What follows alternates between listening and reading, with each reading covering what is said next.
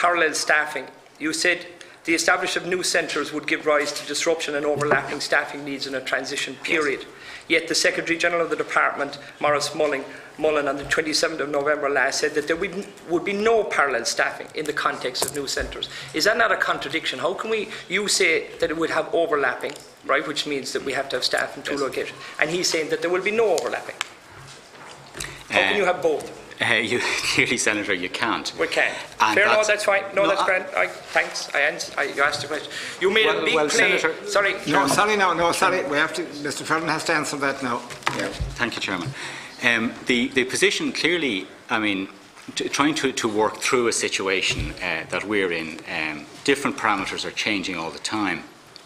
And it was true. I pointed out in a paper which was looking for orientation decisions. In other words, trying to get from the Minister an indication of what way to proceed. I pointed out the difficulties that were associated with the different options I was proposing.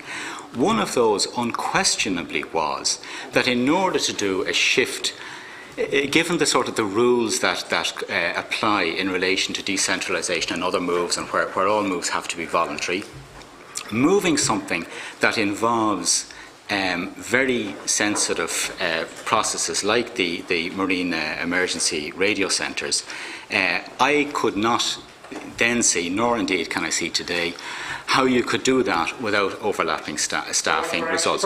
So is something that isn't actually possible. No, it is. These things. I mean, you put out what the difficulties are, and you find a way of negotiating or managing a way around it. And I indicated that in the note at the time that what I was proposing did require negotiation and development. But you did. Were you aware that Maurice Mullen had said that? He hadn't said it, I think, at the stage that I did. I wrote the report, and subsequently it has become very clear. The economic position is changing, the amount of funding available is changing, and it has become increasingly clear that the hope we had of having additional staffing to get us over that period is more remote now, probably impossible at this stage. We did spend the last 18 months negotiating, including with Maurice Mullen, and Maurice has played a very important part in that, in negotiations with the Department of Finance, to try and get additional staffing for maritime safety services overall, and we have achieved that in the course of that 18 months, which has been a big help. But in terms of managing a transition, either from our existing location in Dublin to somewhere else, or if it was to happen in either of the other stations, the option of having additional staff to do just that, I accept now is pretty remote.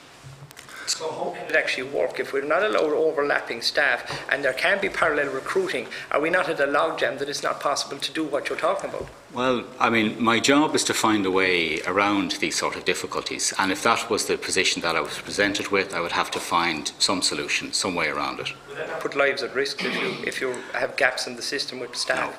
No. Senator, I've tried from the beginning to make it very clear that the motivation behind what I'm suggesting, whether people agree with it or not, is to provide a better maritime safety services. It is the one principle that has been before us in all of this, is to look at what provides the best maritime safety service for this country into the long term. And no, we would not take action which would put lives at risk.